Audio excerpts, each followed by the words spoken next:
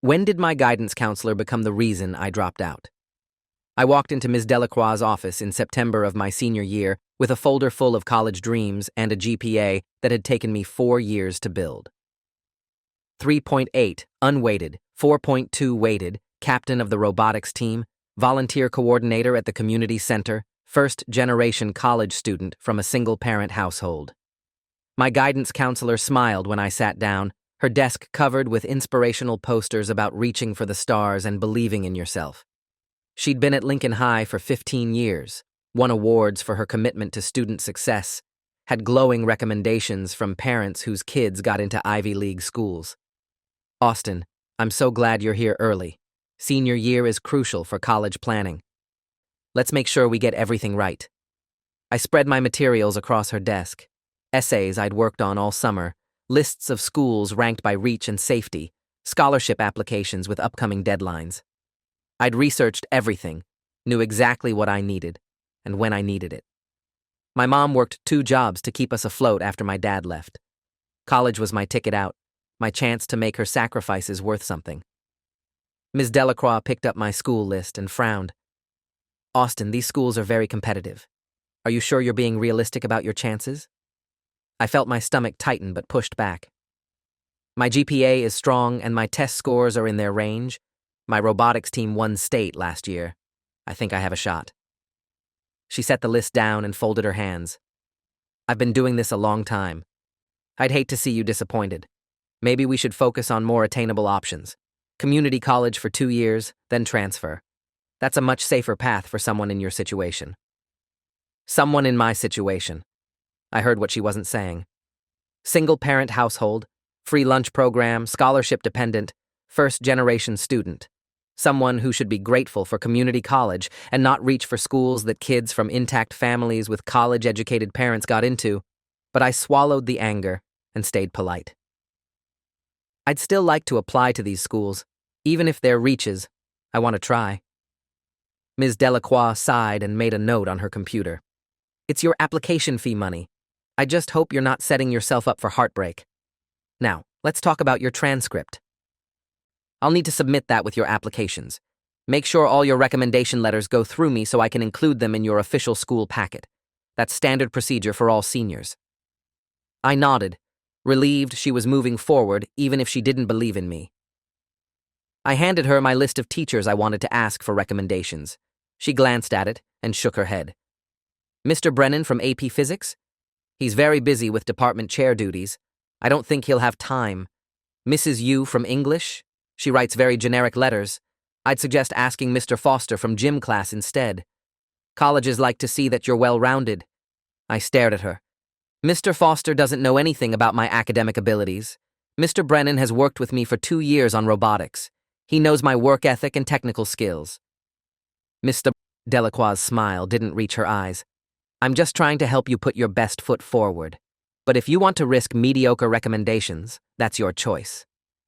I left her office feeling unsettled, but told myself she was just being practical. Maybe too practical, maybe a little discouraging, but not malicious. I asked Mr. Brennan and Mrs. Yu for recommendations anyway. Both agreed enthusiastically and promised to have them finished by early October. October came and went. I checked in with Ms. Delacroix about my transcript and recommendation packets. She assured me everything was progressing smoothly and would be ready for my November deadlines. My early action applications were due November 1st to 3 schools: MIT, Carnegie Mellon, and University of Michigan. I'd spent months perfecting those applications, staying up until midnight, writing and rewriting essays, getting feedback from my English teacher, preparing a portfolio of my robotics projects. I submitted everything through the Common App on October 28th, 3 days early, feeling proud that I'd met my deadlines despite working 20 hours a week at the grocery store to help my mom with bills. Ms. Delacroix sent me an email confirming she'd submitted my school documents. I didn't think about it again until early December, when my classmates started getting their early action decisions. 3 kids in my robotics class got into MIT, 2 got into Carnegie Mellon, 1 got Michigan.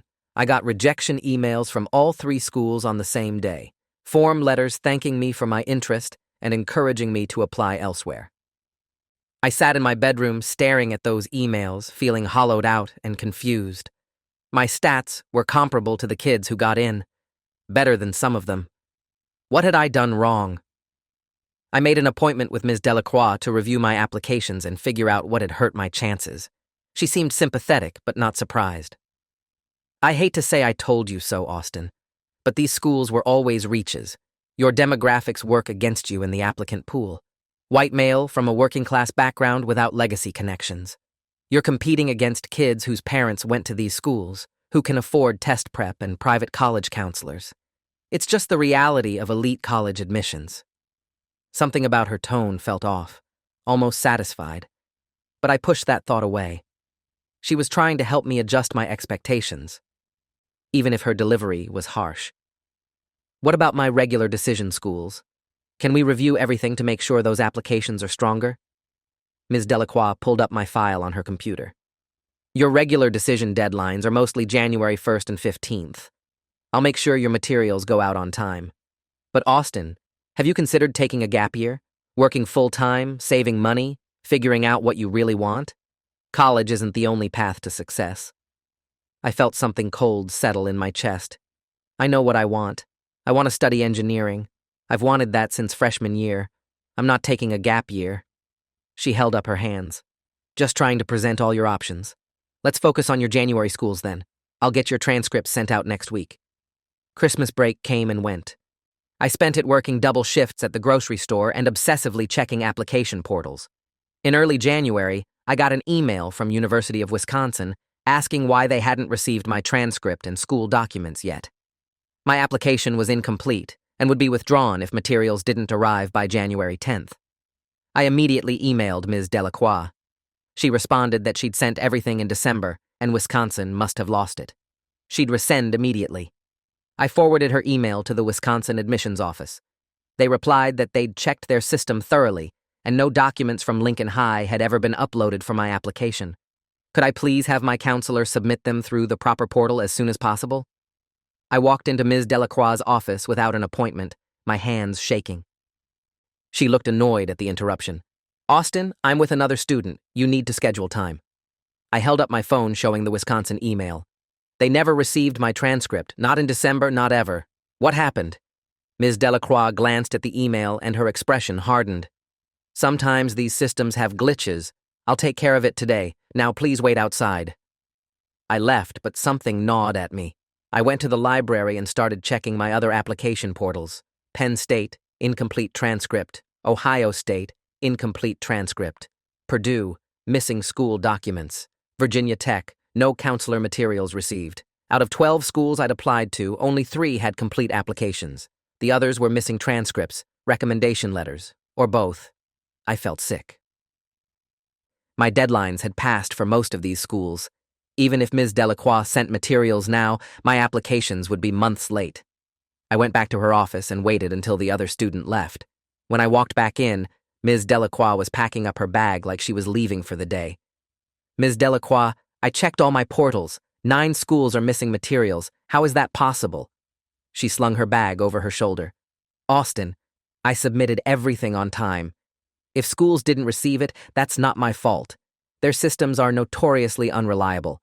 I can try to resend, but you need to understand that technical issues are beyond my control. I stood between her and the door. Can you show me proof that you sent them? Email confirmations, anything?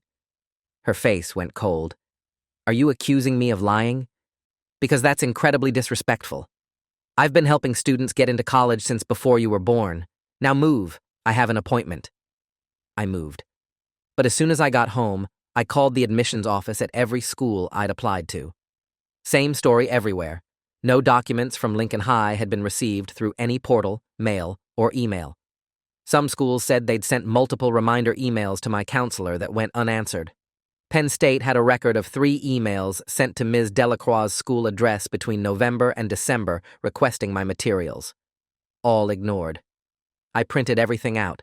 Every email from admissions offices, every portal screenshot showing missing documents, every deadline that had passed while my application sat incomplete. Then I went to my mom. She was exhausted from her evening shift at the hospital where she worked as a nursing assistant, but when I showed her what I'd found, fury replaced the exhaustion. That woman sabotaged you. She sabotaged your entire future. We went to the principal's office first thing Monday morning. Principal Whitmore listened to my evidence with an increasingly grim expression. When I finished, he rubbed his temples.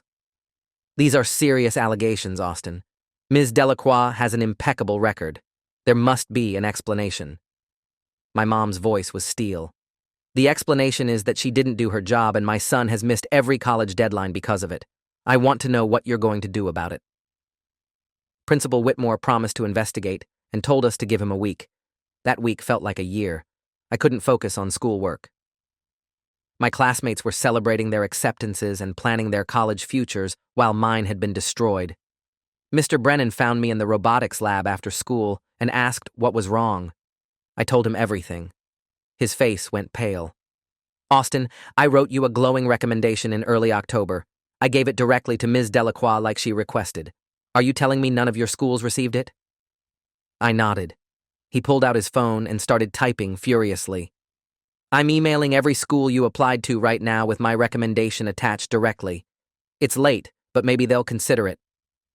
Mrs. Yu did the same thing when I told her. Both of them went to Principal Whitmore, demanding to know why the recommendations they'd written had never been sent to colleges. The principal called another meeting with my mom and me. Miss Delacroix was there too, sitting calmly with her hands folded. Principal Whitmore cleared his throat. I've reviewed the situation. Ms. Delacroix acknowledges that there were some technical difficulties with document submissions this year. She's been working with outdated software and several students' materials were delayed. However, there's no evidence of intentional misconduct. My mom exploded. Delayed? 9 of my son's applications are months past deadline. His entire senior year of college applications has been destroyed.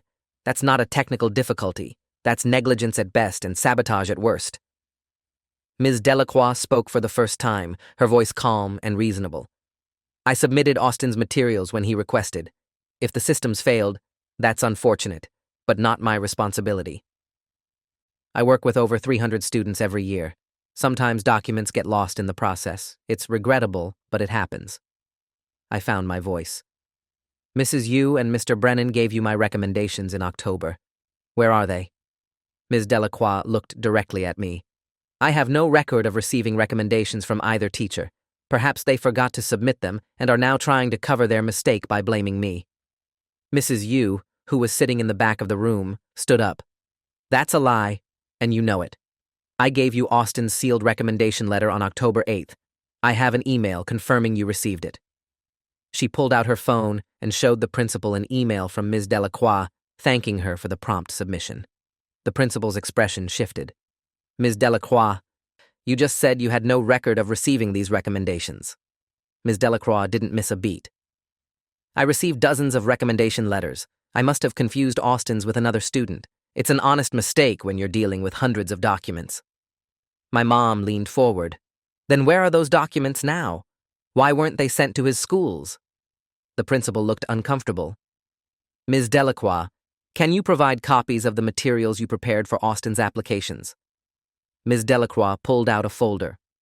I have his transcript and a counselor recommendation letter I wrote. As for the teacher recommendations, if I received them, they should be in his file. But files get misfiled sometimes. It's not intentional. She handed the principal a transcript copy. He looked at it and frowned. This transcript shows Austin's GPA as 3.2. According to his official records, his GPA is 3.8. Ms. Delacroix took the paper back and studied it. Oh my, this must be an earlier version from his junior year. See? Easy mistakes happen when you're juggling so many students. My mom's voice was shaking with rage. So you sent the wrong transcript to every college he applied to, making him look less competitive than he actually is? How is that an honest mistake? Principal Whitmore held up his hand. Let's not jump to conclusions. I think what we're seeing here is a combination of technical issues, software problems, and human error. Ms. Delacroix handles an enormous workload and occasionally mistakes happen. That doesn't mean there was intentional wrongdoing. I couldn't believe what I was hearing. 9 schools never received my materials. The one transcript that was sent had the wrong GPA. 2 teacher recommendations disappeared. This isn't a mistake. This is systematic. The principal's tone turned stern. Austin, I understand you're upset. Missing college deadlines is devastating, but making accusations of intentional sabotage without proof is serious. Ms. Delacroix has offered to contact all your schools, explain the situation, and request deadline extensions. That's the best we can do at this point. My mom stood up. That's not good enough. I want a full investigation.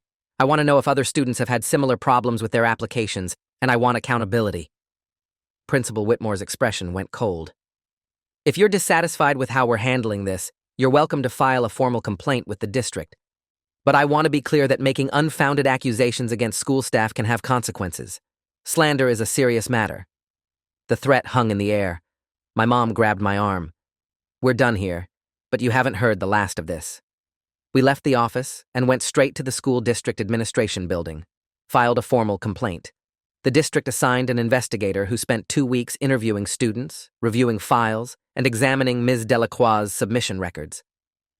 Meanwhile, my senior year was falling apart. The stress of fighting the school while trying to salvage my college prospects was destroying me. I stopped sleeping, stopped eating. My grades started slipping because I couldn't concentrate on anything except the fact that my future had been stolen. Mr. Brennan pulled me aside after robotics practice one day. Austin, I did some digging. I talked to other teachers about students Ms. Delacroix was supposed to send recommendations for. 3 other teachers can't confirm their letters were actually submitted to colleges, and I found something else. He pulled out a printed spreadsheet. I compared the list of students Ms. Delacroix meets with regularly to their college outcomes over the past 3 years. There's a pattern. Students from low-income families, first-generation students, students of color, they have significantly lower college acceptance rates than their grades and test scores would predict. But wealthy students, students whose parents donate to the school, students whose families are connected to the school board, they get into top schools at rates higher than their stats would suggest. I stared at the data. The pattern was clear and damning. Ms. Delacroix was helping some students while sabotaging others. And it wasn't random. It was systematic discrimination based on socioeconomic status and family connections. Why would she do this? What does she gain? Mr. Brennan's jaw was tight. Reputation. If she can get the right students into prestigious schools, the school's rankings improve. College counselors are judged by their success stories. But if she actually helped all her students equally, including the ones without resources or connections, the school's average acceptance rate to top colleges might drop. She's protecting her own career by deciding which students deserve opportunities and which ones don't. I felt sick. I need to tell the investigator. The district investigator was a woman named Dr. Forsyth. When I showed her Mr. Brennan's data, her expression turned grim. This is exactly the kind of pattern I've been seeing in my review. I've identified 8 students over the past 3 years who had similar experiences to yours. Missing documents, wrong transcripts sent, recommendation letters that disappeared. All of them fit a demographic profile that suggests intentional targeting. My mom was with me for the meeting. So what happens now? Does Ms. Delacroix get fired? Does Austin get his college opportunities back? Dr. Forsyth looked uncomfortable. The investigation will conclude with recommendations to the school board. If they find evidence of misconduct, they can pursue disciplinary action up to and including termination. As for Austin's college applications, I've drafted letters to all his schools explaining the situation and requesting special consideration for late submissions. The school board hearing was scheduled for late February. By then, I'd received a handful of responses from colleges. Most said they sympathized with my situation, but couldn't make exceptions to deadlines. A few smaller schools agreed to accept my late materials and review my application. But MIT, Carnegie Mellon, Michigan, all the schools I'd dreamed of sent polite rejections. My window of opportunity had closed. The hearing room was packed. Other families whose students had been affected showed up, parents testifying about their children's mysteriously incomplete applications, teachers confirming they'd submitted recommendations that were never forwarded. Mr. Brennan presented his data analysis showing the discriminatory pattern. Ms. Delacroix sat at a table with a union representative and a lawyer. She denied everything, claimed the data was coincidental, the missing documents were system errors, the wrong transcripts were honest mistakes. Her lawyer argued that holding a guidance counselor responsible for technical failures in submission software would set a dangerous precedent. The school board deliberated for 3 hours. When they returned, their decision was gutting. They found that while Ms. Delacroix's organizational systems needed improvement, there was insufficient evidence of intentional misconduct. She would be required to complete additional training on document management and submit monthly reports to administration for the remainder of the school year. That was it. Training and oversight. Not fired, not demoted, not even officially reprimanded, just told to be more organized. My mom stood up in the hearing room. 8 students had their futures destroyed, and you're giving her a slap on the wrist. This is a travesty. The board chair responded in a measured tone. We understand the families affected are disappointed. However, we must be guided by evidence. While there were clear failures in process, we cannot prove intentional discrimination or sabotage. Ms. Delacroix has agreed to implement better systems going forward. For future students. But what about me? What about the 8 other students whose college dreams had been crushed? We were just acceptable losses in the school board's effort to avoid liability and bad publicity. I walked out of that hearing knowing I'd lost. Not just my college applications, but my faith that adults in positions of authority would protect students instead of covering for each other. My classmates started getting acceptance letters in March. Social media filled with celebration posts. College signing day was scheduled for April, a big ceremony where seniors would announce their commitments. I stopped going to school events, stopped checking my email for the acceptances that weren't coming.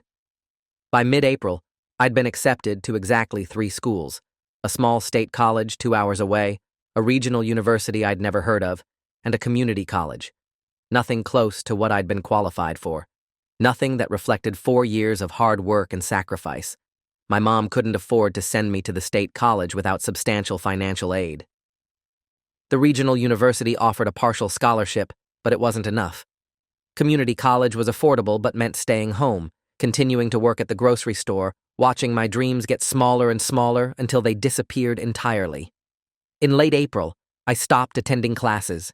Just couldn't force myself to walk through those halls anymore, seeing my guidance counselor's office door, knowing she'd destroyed my future and faced no real consequences, seeing my classmates excited about their college plans while I had nothing. The school called my mom about my absences. She told them I was dealing with severe depression and anxiety stemming from what happened with my college applications. They sent truancy warnings threatening legal action if I didn't return. I tried going back for a week, but ended up having a panic attack in the bathroom. My mom found me there, hyperventilating, unable to breathe.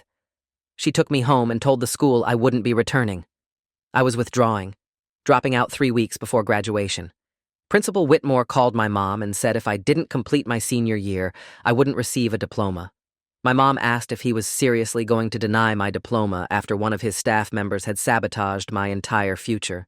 He said the 2 issues were separate, and graduation requirements were non-negotiable, so I didn't graduate, didn't walk across that stage with my classmates, didn't wear a cap and gown or throw it in the air celebrating the start of the next chapter. I just stopped being a high school student one day in May and became a dropout with no diploma and no college prospects. My mom was devastated. I was numb. Mr. Brennan came to our house in June with paperwork. Austin, I've been gathering evidence since the school board hearing. I think you have grounds for a civil lawsuit against the district for educational malpractice and discrimination. I've connected with a lawyer who specializes in these cases. She's willing to take it on contingency. The lawyer's name was Simone Black. She reviewed everything we had: the missing documents, the wrong transcript, the statistical pattern of discrimination, the testimony from teachers, the school board's inadequate response. She filed a lawsuit in August naming Ms. Delacroix, Principal Whitmore, and the school district for educational malpractice, negligence, and civil rights violations based on socioeconomic discrimination. The district fought it aggressively, claimed governmental immunity, argued that guidance counselors couldn't be held liable for college application outcomes, said I'd dropped out by choice and couldn't blame the school for my own decisions. The legal battle dragged on for 18 months. During that time, I worked full-time at the grocery store, watched my former classmates' social media posts about their college experiences, read articles about Lincoln High's improved college placement rates, with Principal Whitmore taking credit for the school's success in getting students into prestigious universities. Ms. Delacroix was featured in a local newspaper article about excellent educators.